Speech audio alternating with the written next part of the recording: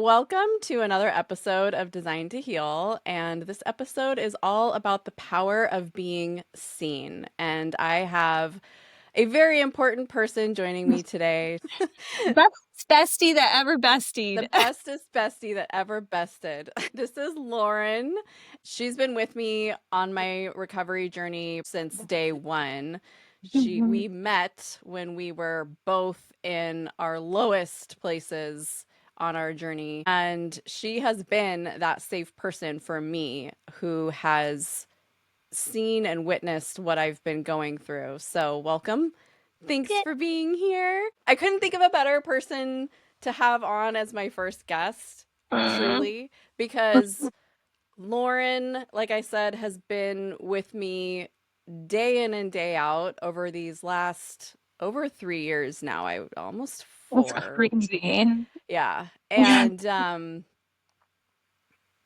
she's been my biggest cheerleader as I've been recovering, and she was my first subscriber to this channel, of course. She's just been that person, and I don't think I know I wouldn't be here today if I didn't have her on my journey. So, Mm, thanks for coming on. Same for me, for you. I literally wouldn't be where I am if it wasn't for meeting you at all. It was definitely like a universe thing that we met at the time we did. Yeah. So you've also been very much the same for me in this. I wanted to talk and bring Lauren on because that the power of being seen and finding your people in your recovery, and if you're recovered or further in your recovery and you're starting a business, like you need the right people around you to support you through these journeys. Let's take everybody back to when we met and where we both were. Okay, sounds good. All right, so it was in May of 2022 that we met in a Facebook group. Basically, for over 10 years, I was going through what I was going through just alone. Like, no one I knew for over 10 years understood anything that I was dealing with as far as like just the panic attacks, the agoraphobia, which at the time I didn't even know was agoraphobia. I'm sure I had POTS because my heart rate was up all the time. So yeah, just lots of uncomfortable sensations, just definitely just feeling not safe in my body. I just felt like no one knew what I was going through. No one. I actually had a good friend of mine who didn't really know what I was going through. She actually like prayed that I would like find some sort of community. And she was like, you need that. You need to find some people out there who know what you're going through. There's no way you're the only person who's dealing with what you're dealing with. And so I somehow stumbled upon the Dare book, and then it tells you to join the Facebook group, and I'm like, oh yay, here's a community. So I joined, and so now I'm starting to be like, okay, there's people out there that are struggling with this type of stuff. And one day I saw someone named Whitney Riedman made a post in the group. You were like, is there anyone who's also on this like journey of like, dealing with panic and anxiety and agoraphobia and like trying to do this with all like without meds? And I was just like, oh my God, like that's me. I don't have the same story as you, obviously. I was terrified of meds, but you were coming off of meds, whereas me, I'm like, that's not an option for me. So how do I get through this? And I was like, oh my gosh, I'm not alone. And I saw you were a mom and you were also had a business and it was a design business and I had a design business. And I was like, okay, I need to be friends with this person. It's been 3.5 years. We literally have talked I shouldn't say every day, but Pretty close. much. But yeah, my brain, my body was in a complete state of fight or flight. I mean, anything could make me have a panic attack. I was at the point where I hadn't left my house at that point when I met Whitney, like a year of not leaving my house. I couldn't even open my front door and shut it behind me without this insane panic attack. Like I need to get back to my safe space, my room. I couldn't put nail polish on my fingernails without feeling trapped. I couldn't eat something without worrying like, oh, now it's in my body. That was definitely my peak when I met Whitney, and it was the darkest time in my life. And I didn't know if I'd ever leave my house again. Like I couldn't even go out the front door and shut it behind me or go up to the second level of my house very often. Yeah. I remember when we met, Oh, and I was like you 95 pounds. Like oh yeah, I you'd was lost a lot of like weight. Mhm. barely eating. Mhm. I remember when we met, you were the first person I met who was also dealing with agoraphobia, which is something that I've experienced in my life a couple different times. Like when I was first 14 years old and I got put on an SSRI, I was dealing with agoraphobia. Then I, worked my way out of it. I got on meds. I was getting back to life. And then I dealt with it again later on. I had like kind of another bout of it in my 30s. And then when I came off meds, I had my third round of that. And but I had never talked about it with anybody else. Like It's that hard. was something I kept very secret that I was You dealing didn't with know I had because it. nobody I knew had it and nobody could understand.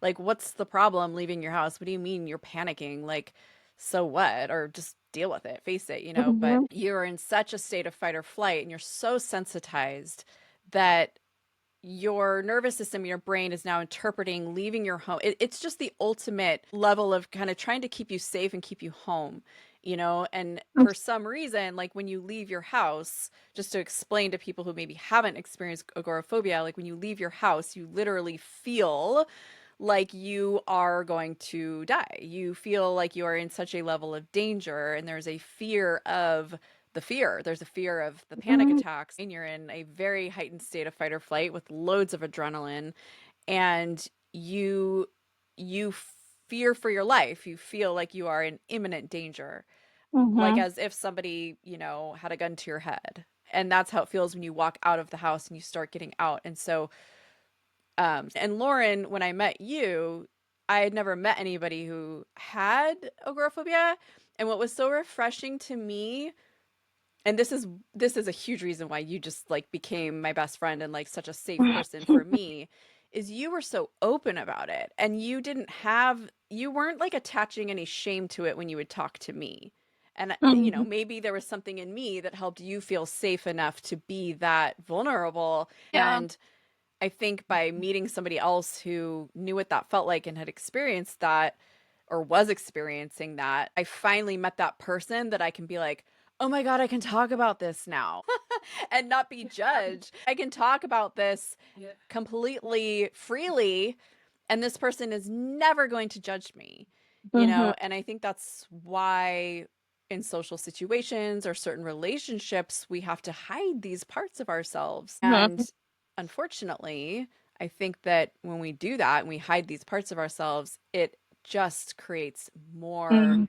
pressure and sensitization because we know that anxiety, agoraphobia, all of these conditions are symptoms of some things underneath that built up these emotions over time, and this is now how it has kind of overflowed and is presenting itself.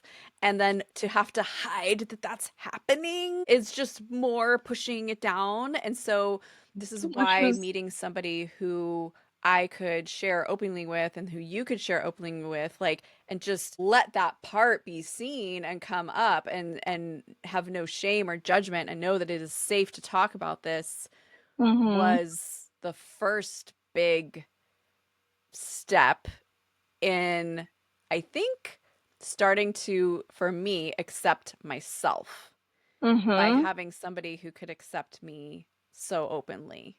Yeah. I 1000% like relate. It was doing that for both of us, you know. I also had levels of I didn't even know you were like, "Oh, that's called monophobia." Like I didn't even want to be left alone. It was to the point where my husband was just not able to leave the house at all during that year, like barely. If he did leave, I would have bad panic attacks or I would need like my sister or my mom or someone at the house with me. I didn't want to be left at home with my 3 kids or any of them. I didn't feel okay. I didn't feel like I can be relied on to be the responsible, okay adult in the home. And I know during your withdrawal, it was like kind of like that for you too, because you were just in the thick of it that it's like you don't want to be left alone feeling that way. Right. I think this is an important thing to touch on, the monophobia and being afraid of being left home by yourself or anywhere by yourself. Did you carry shame and guilt around that? How did you kind of look at yourself because of this as an adult with children? It really lowers your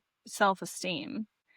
I had really low self esteem because of it and just feeling like I'm broken. I see everyone around me, being a parent, being home with their kids. Like, why am I not able to do that? Why is my husband able to go to the kids' event and I can't? Why am I not able to just be at home with my son by myself? Yeah, there was so much shame, so many crying spells, so many just dark nights of the soul of just, I don't think I'm fit to be a mom. I would question, like, am I even capable of being a parent? I'm gonna try not to get emotional, but yeah, it was pretty tough on my self-esteem, like, to be at that level where, especially because I could look back at my past and see that I was able to do it in my past, like, Mm-hmm. before I got to this levels. I knew that I've done it before, but then, yeah, I look back now, it makes sense why I got to that level. Mm-hmm. I just didn't know why in the moment, like, Mm-hmm. Let's I talk couldn't. about that, like, for a second, though, like how it makes sense.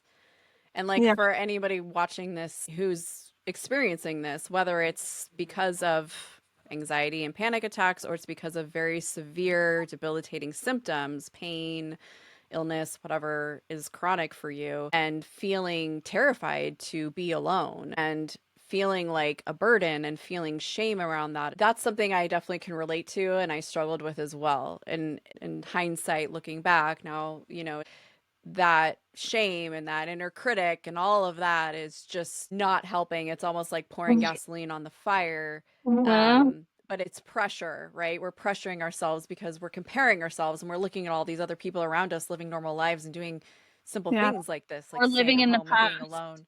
Right. Yeah. Yeah. Why, how could I do this before and now I can't? And it just doesn't seem to make any sense. But here's the thing is it does make sense when Yeah. your nervous system gets sensitized to this level and you are stuck in survival mode, like when you are in survival mode to that level, the normal everyday things that other people are doing feel like things you cannot survive. You're sensitized and you're scared because of what you're experiencing in your mind and your body. You don't feel safe. Why do you want somebody around you? Because if you have a panic attack or if this symptom does take you down, you need somebody there who can react and take you to the hospital or save your life or give you CPR Help or whatever is going to need to ever. happen. Yeah. So when you're in that state of survival, you think that you need somebody around you so that you have a safety net because your relationship and your trust with yourself, with your mind and your body and what it's doing, that trust has been completely shattered and separated. Mhm. There is none. So you're Mm-mm. grasping outside of yourself to try to feel safe because you can't feel safe within yourself. And we know now, as we've been healing, that all what healing is reestablishing that trust with yourself and your body and your mind and everything that it's throwing at you and that you are okay and that you don't need other people to be there to save you. You Yeah. can be that for yourself. But that doesn't mean you don't need people. We needed each other. We needed connection. Looking back now, what I really needed was I needed to be seen. I just needed somebody to not judge me and just be there. There is safety that happens in connection and in relationship. It's the safety of just being seen and understood and heard and witnessed. Okay, so now that we know where you were at, what you were dealing with when we met at your lowest of lows, like hadn't left your house in like a year, couldn't even go out your room sometimes, couldn't go out your front door, couldn't be left alone, weighing 95 pounds, having a hard time digesting food, keeping food down. I remember you were getting migraines, you were Oh my God. having vomiting from the migraines and nausea and Panic attacks up the frickin' all yeah, the time. yeah. So that's where Lauren was at when we met. And then where I was at was I just come off an SSRI and a benzo, cold turkey. I was at the beginning stages of that, probably like 2 or 3 months into that process of withdrawal, which the first 6 months to a year is really was the most intense time for me. So, and I was for the first time in my life trying to sort out in my head how the hell I am going to live a life and function without medication because I was having adverse reactions to these meds I'd been on for 25 years. I had to come off them abruptly They were my safety net. And so I was having like an identity crisis because my whole life felt if I had this medication, I will be okay. And now I cannot take it. And now I'm scared of meds because of what was happening to me being on them and coming off. And I didn't want, I Mhm. just at that point felt completely failed by Big Pharma and the medical model. And I was in the DARE group. DARE is an app for anxiety and panic. I had many other symptoms. I was dealing with POTS, chronic fatigue, so many symptoms, like not exaggerating, close to 100 symptoms all across the board. If you name it, I probably was experiencing it during this time. I kind of had in my mind, like, okay, once I get through this withdrawal, I know inevitably I'm going to have to deal with the reason I went on the meds, which was for agoraphobia, panic attacks, panic disorder, and anxiety. So I better get a start on that now. While I moved in withdrawal, I better start learning how to really respond to anxiety in a way that is going to help me recover from it without medication. So then we started talking and we realized we had a lot in common. We were kind of like, well, we're in this together. We're in this boat together because we're both terrified of medication. And what the hell are we going to do? This is our only path forward, is to try to learn how to respond to it differently and change our relationship with it and overcome it naturally without interfering with medications. Like raw Um, doing it. Raw dogging it the hard way. It's all hard, but okay, so obviously like we met in this support group, and support groups can be supportive, like truly supportive, and they can be detrimental to your recovery. I think the DARE support group is pretty good Because because they're pretty everybody in there is on the same page and they're all trying to apply the same good. response, which is a Mhm. healthy response to anxiety, to recover. Being Mhm. in a support group where it's people who are just ruminating and they're doing the same old response Seeking is not reassurance helpful. Seeking about. reassurance, all of those things are not helpful. Ruminating, talking about how they feel all the time, that's the old response. And so, what was great about us is we met in an environment that was already starting to, and I had already had my first round of recovery from chronic pain and learning about mind body medicine, so I was really well versed in that. So I already knew it's not great to go into symptoms and talk about them. It's not great to just sit here and complain all the time. I think for the most part, like the symptom talk, we were pretty good about keeping that minimum. But where looking back, I think I had a lot of challenge was the emotional, mental side of what I was experiencing. You know, the title of this episode is called The Power of Being Seen. But like within that, you know, having a safe person was crucial to my healing. And what made you a safe person for me was I never felt like you were trying to fix me. I always felt like you were just supporting me and you were just witnessing and seeing what I was experiencing with compassion, no judgment, relating to me, validating me. There was no like, well, maybe you need to try this, Whitney, or maybe you need to go back on medication, or I don't know, maybe you need to do this or do that or do. And there was none of that. If anything, a lot of the advice that you would give me as my friend would just be like, yeah, you're going through a really real thing. And just Mhm. hold that container, like hold that space. And you would just tell me that you were there for me. And if I needed to talk to you, you'll be there. So it's like finding the right people who can support you. Because when I Hold was space. going through that, like nobody understood what I was experiencing, really. Nobody around me, my family, they did their best to try to support me, but I Same. think it was also just a lot to witness. You know, I think it was traumatic to witness what I was experiencing. In fact, maybe instead of me describing it, like your perspective of where I was at, maybe you can speak to where I used to be. Because I don't think people who see me on social media or like on this channel today Mhm. or even back then, I mean, I was non-existent on social media. I completely had to close the door to everything except you saw. So what did you see and what was happening with me and what was I doing and going through and experiencing.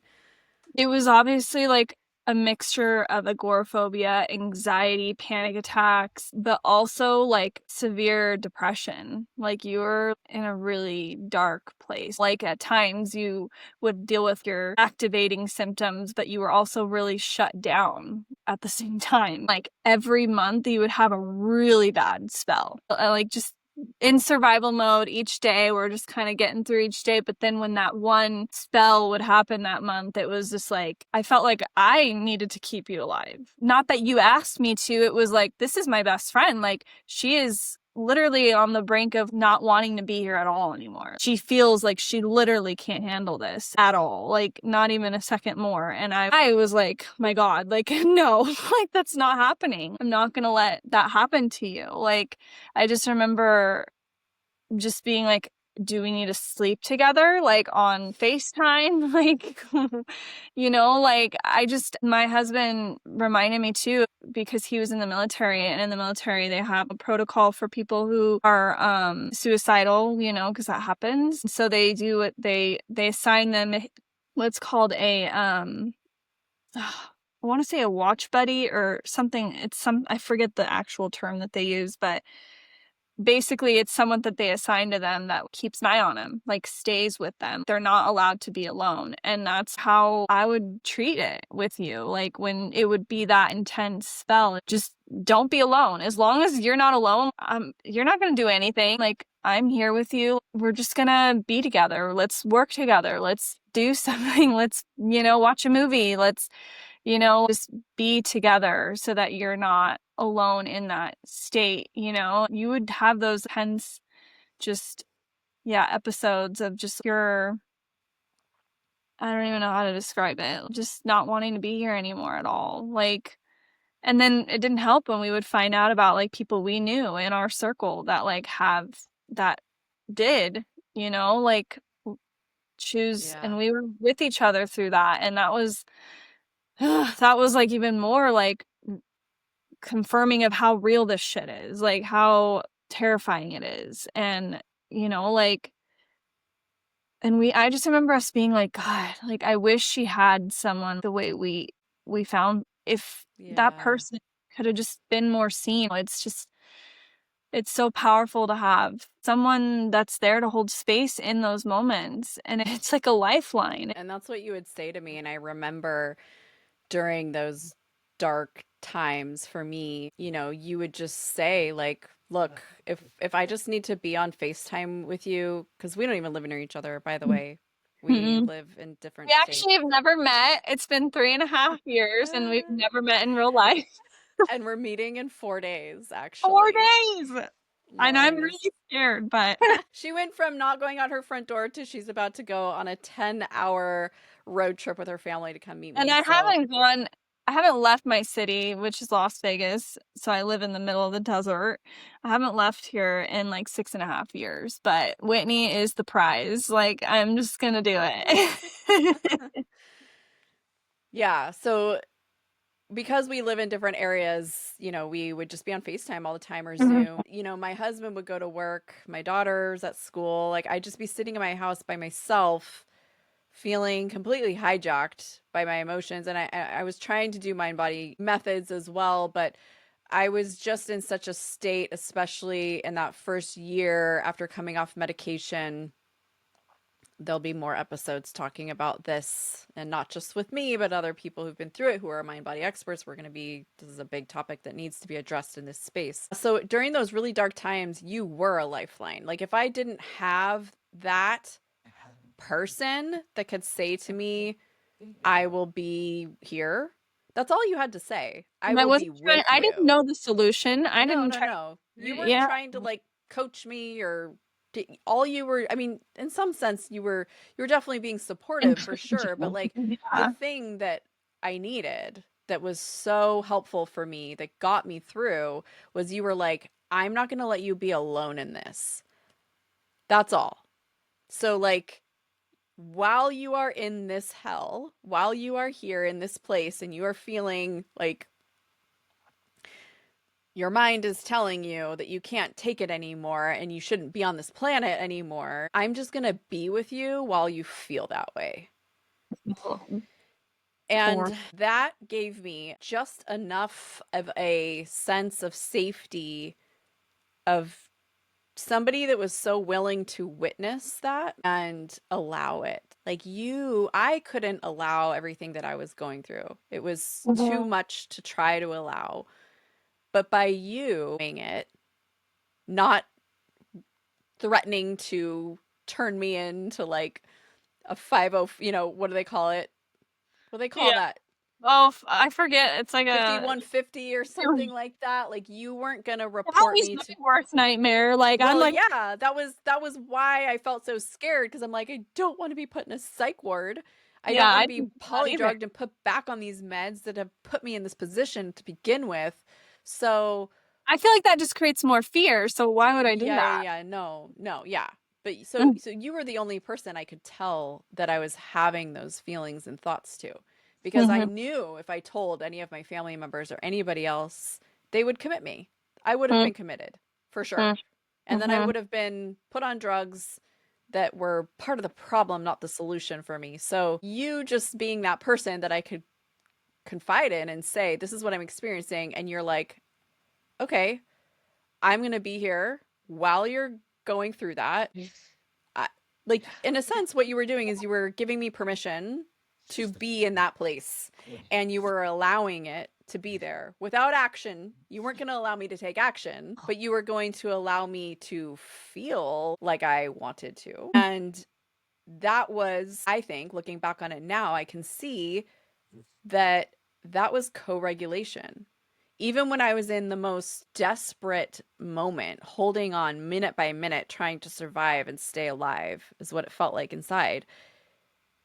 It was enough co regulation to where when you would say, I will sit in this with you today, however long you need me on the phone, Mhm. and I'm willing to see and watch this and witness it and allow it, like I'm not scared of it. I'm perfectly fine.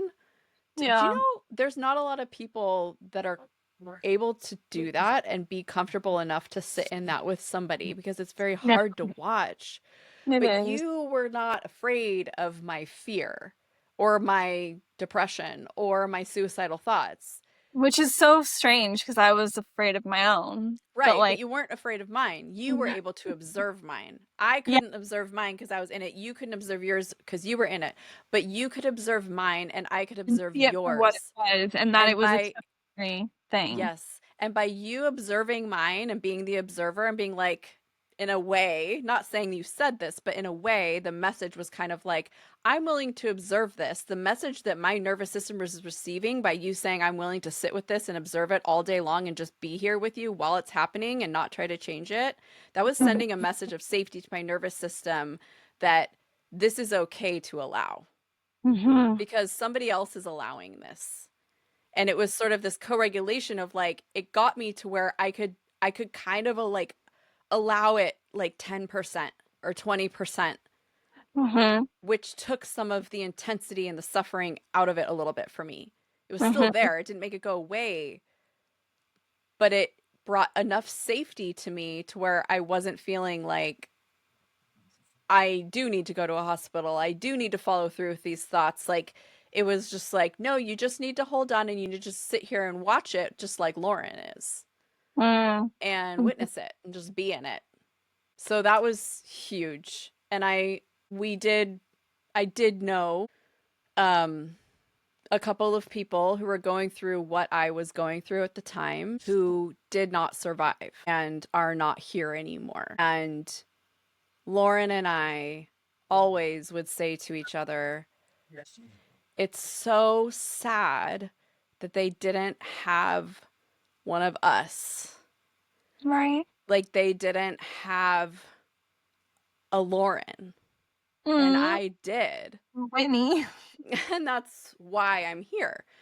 So that's why the power of being seen is a power. It is so life saving to be witnessed and accepted however you are feeling, whatever state you're in, whatever level of suffering you're in.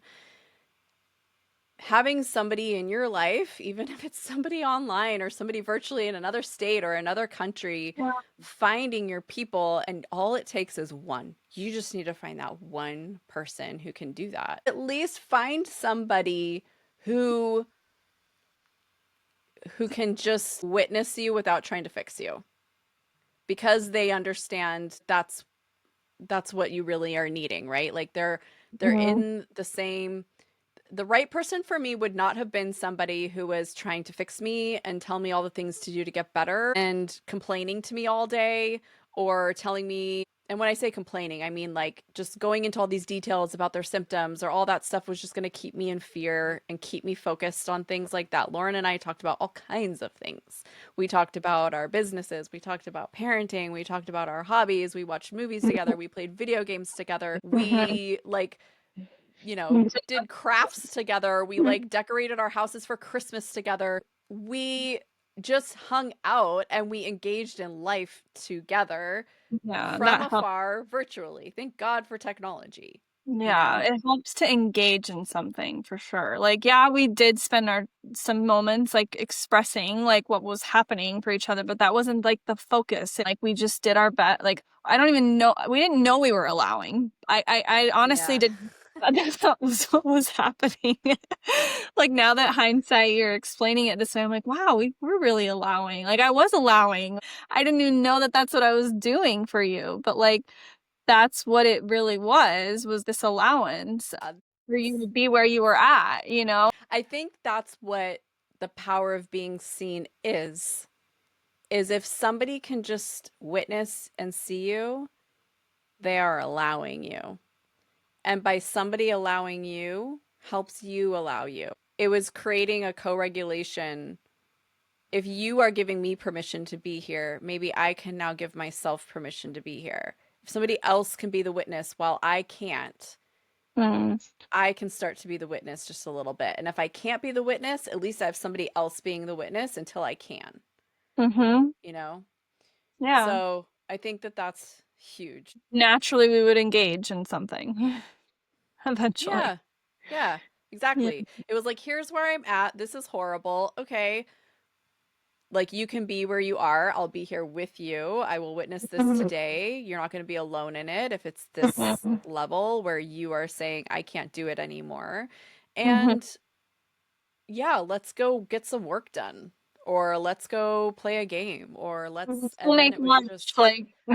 which is also allowing. It's not distraction. It's because I think like in order to allow something, if you're engaging in other things in life, like I think it's key that you acknowledge first like where you're Mhm. at. And that's Yeah. what we were kind of doing. Like these are some of the steps that I've learned in different coaching and different programs Mhm. is you don't just redirect, distract. No, first you need to label. First you need to Acknowledge. give acknowledgement and presence to what is happening because Mhm. otherwise you're just batting it away and it's resistance. Mhm. If you just go right Or into suppression. if you just go right into distract and engage in something else without doing that first step of being with what is there, you're Mhm. resisting it because you're doing the engaging to get rid of and make it go away and not feel it. In this journey, especially two people that are going through their own nervous system dysregulation, I feel like you're inevitably eventually going to trigger one another. Like that's Mhm. just gonna happen, you know? I just feel like in our friendship, and there's been things I'm sure I remember you've told me like that maybe was a little activating for you. Like we've just been able to like be honest with each other about like something maybe triggering us and mutually it's so important to find someone that like doesn't take that as a personal thing or treat you differently for it. I read something today. It's just it's not a reflection of something being wrong with you. It's just their capacity, you know? But we were Mhm. able to still be honest with each other about things like that and like not take it personally and respect each other's like things that, you know, like were hard to hear. I think when you're both sensitized, understanding that and having respect for that is really important. We just, there was no taking it personally. We didn't ever get angry with each other or feel like, I want to be able to talk about that. No, it was just like, okay, that's where you're at. I think that relieves a lot of pressure. Like that's another thing is having a supportive person in your life who there's no obligation or pressure to the relationship. You know, that's not healthy, especially when you're in recovery. I've experienced this myself where I've had friends who were also in recovery who couldn't respect boundaries if I had them, or if I was really just wrapped up in my own life because I'm a mom and I have a business and I'm recovering and maybe I'm taking a few days to respond, or maybe I'm just really not able to show up for them the way they were needing in that moment. That was really upsetting to them. And they couldn't respect that I didn't have the space at the time. The capacity. Um, the capacity, yeah. I think that's another thing that I would advise other people to look for in a friendship in recovery is somebody who is not adding to that load of pressure. Or Like, expectation. yeah, Like, that level of stress. we're able to show up for each other because we don't feel that pressure or that expectation. Like I know we've always said a lot.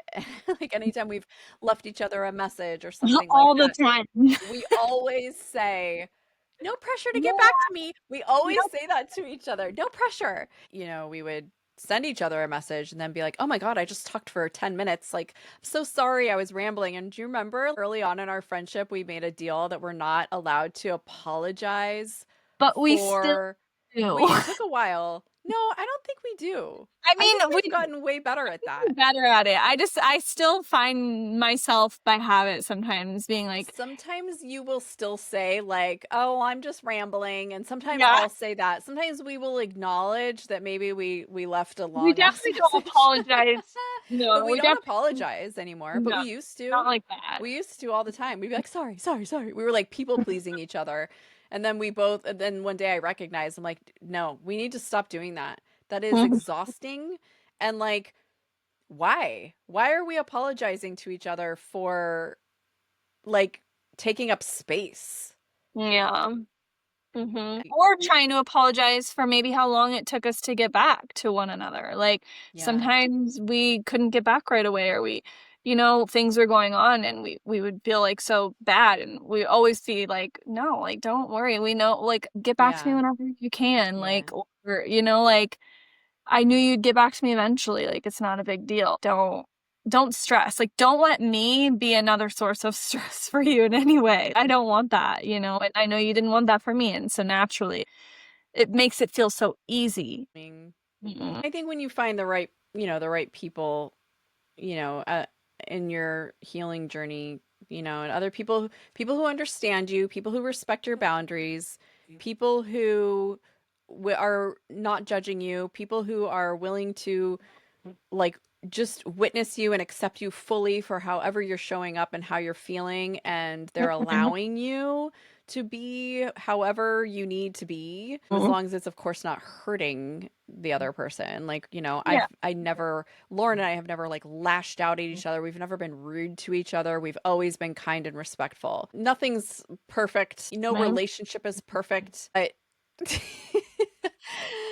know. I don't want to be, oh, well, we have the perfect friendship. But like, it's the closest thing. It's just Yeah. so real. It's not perfect. It's No, it's very real. real and it's Human. healthy. It's Human. Yeah. healthy. And so I hope that and wish that for anyone and everyone that, in this journey of healing, you find someone that can understand what you're going through and be in a healthy relationship with you through it. Yeah. I don't think we're meant to heal alone. I No. think it's really hard to do that. We need connection. It rebuilds safety. I Mhm. was still learning how to build safety within myself again after what I'd been through, the traumas and what was going on in my mind and body. And while I was on that journey of rebuilding that safety, the connection I had in our friendship was part of that. I was rebuilding safety just by having somebody in my life who felt safe to me, you know, um, until I could feel safe in myself. And not in like a disordered way where I'm like seeking reassurance and I'm like coming to you all the time, like, save me, save me. No, No, it we was, never put that on each other because then that's like a form of stress on the other person. Like yeah, we never right. did that. Yeah. I guess the final thing we can kind of talk about is like where we are now and the timeline of our healing and how we never really compared with each other in a sense, or we did actually at We times, but kind of then the did other person would be like, no, and so, it. we both are informed and all Hmm. of that about how that is not helpful to do. And so, um, it's almost like a mirror. Like there were times where I, throughout our friendship, like would see certain ways you were progressing in your healing, or maybe there were certain symptoms that I was experiencing that you weren't, and I'm just like, why can't I be where she's at with that? Maybe there were times where I felt like you were making more progress than me, and I would You see really like felt these that way about levels of you. expansion within you where I'd be like, oh, like she's gonna Mhm. out heal me, and what was always great is like if I brought that up to you, because Which is a again, it was a vulnerable safe, thing to vulnerable do. thing, but we were able to do that. I would be able to say to you, like, this is making me feel this way, you We would know. I felt I love us because the way we would bring up those things that feel kind of hard to admit is we'd be like, there's a part in me that Yeah. feels this way. Yeah, yeah, yeah.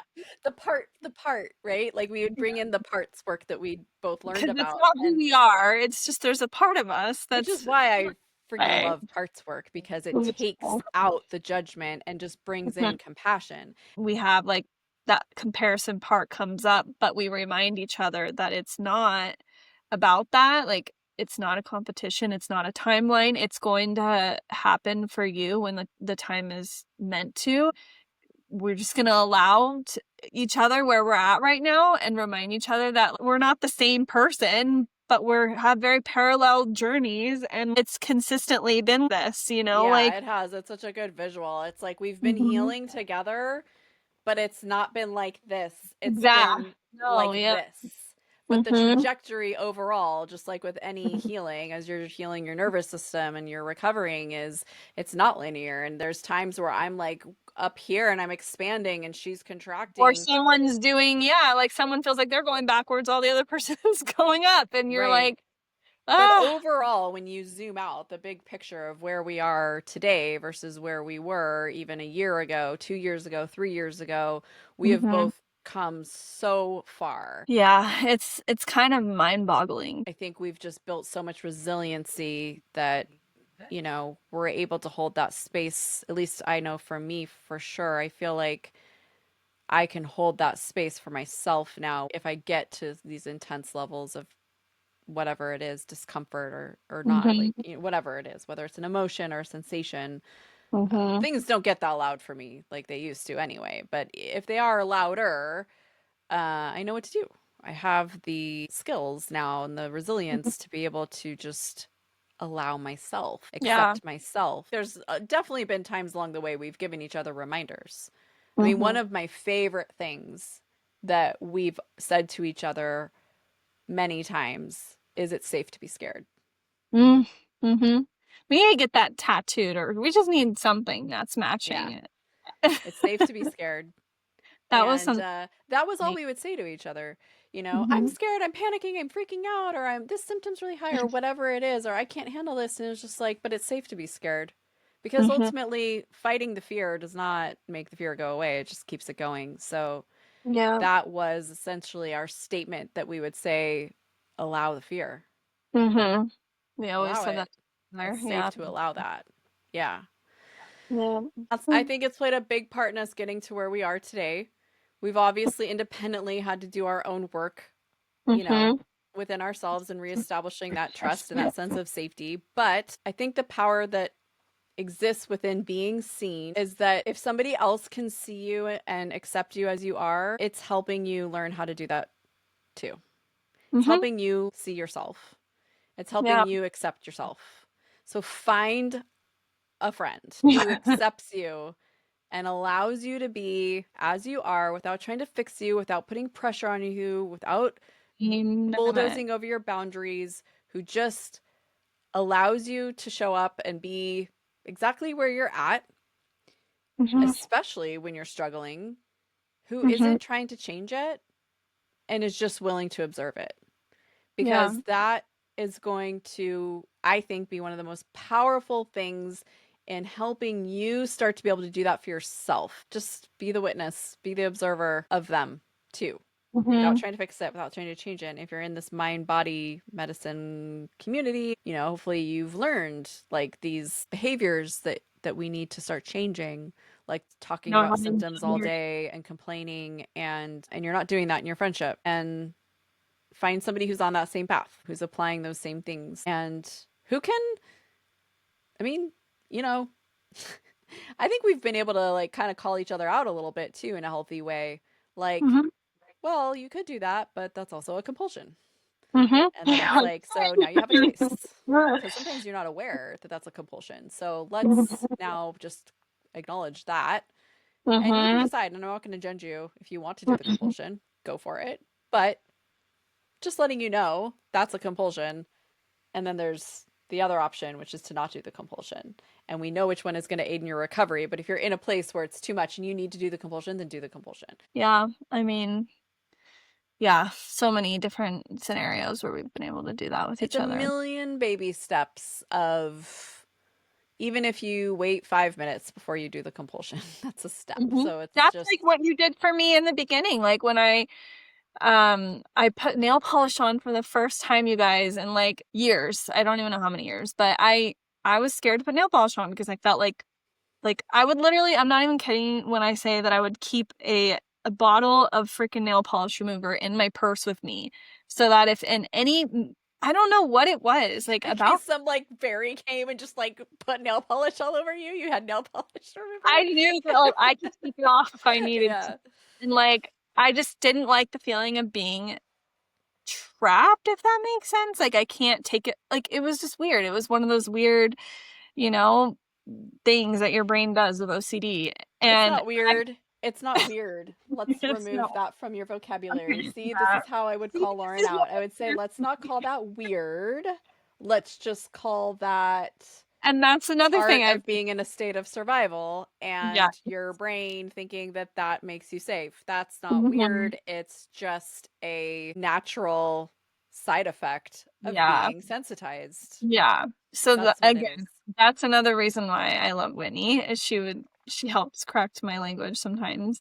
But yeah, I pretty much put it on and I was having a panic attack maybe like 10 minutes after I put it on and I was messaging her about it and I was like, you know, my compulsion is to take it off, like right now, like with the nail polish remover. I just need it off now, or I'm gonna have the biggest panic attack ever. Like, that's how it felt, like so urgent. And Whitney was like, okay. And if you do, then it's okay. But maybe you can wait 5 minutes. Just see if you can wait 5 minutes, you know? And yeah, we've always helped each other with that. We're like, again, we're not trying to fix, we're just more like, hey, you know, we're not in it like you are right now. And here's, you know, just a little honesty, but like in a loving, supportive, non judgmental way. Like, no pressure. Yeah, there's no right or wrong here. No. We know in the long term what supports recovery, so we're trying to gently friend in a friendly way, like direct each other towards that choice because we know in the long run it's only going to help us with our sense of trust and safety within ourselves. But if you're also just not ready or willing Hmm. because the state you're in is, just so high and you can't break that habit right now, then you Hmm. didn't fail. You Yeah. didn't fail. And that's something that we've always had to say to each other. Like, that's also just something, you know, yeah. I mean, that is like a whole episode topic right there. Just that word fail in recovery. Like, there is no failing. There's No, only practicing and exactly. picking yourself up time and time and time again until you have new neural pathways and you have new patterns and habits, and nobody is perfect and Yeah. nobody is going to just decide one day I'm not going to do this behavior anymore and they just stop doing it. Like, that just doesn't happen on this Mhm. journey. Like Mhm. it's trial and error, trial and error, trial and error, trial and error until it's Mhm. now like become the new thing. Mhm. And then something stressful will happen, and then that will come back, and you'll do it again. And then you'll be like, oh my God, I'm back here again. I'm doing it again. Because that neurology never goes away. It just becomes like something in the And life background. will happen. Yeah. Like life will Yeah. happen. Yeah. Well, Well, I know you're going to come back many times because this was just the an beginning. important topic I wanted to talk about in terms of the power of being seen and Mhm. co-regulation and connection. Um, However, Lauren has a lot of wisdom she can share just after everything she's been through, so I know I'll be having her come back. She's also a designer. She also works with businesses who are holistic and helping other people heal. And Mhm. that's another thing we have in common. I And know. How crazy. she she runs her own business very successfully out of her home, just like I do. Mhm. And we've helped each other, I think, grow in our own businesses as well, not just our friendships. And that's another kind of meaty Topic. topic we could get into is just working while recovering, and Mhm. how to still go after your dreams and continue to expand, not just within your recovery, but just like in your life. We've been able to help each other in that way too. And so, Yeah. and you can do that while you're recovering. If Mhm. I can do it, if Lauren can do it, like you can. Again, I think it just takes having the right people lighten the load. So, Yay. anyway, thanks for coming on. So I'm glad so I could. glad. Please be sure to subscribe so you can be notified when new episodes come out. Bye.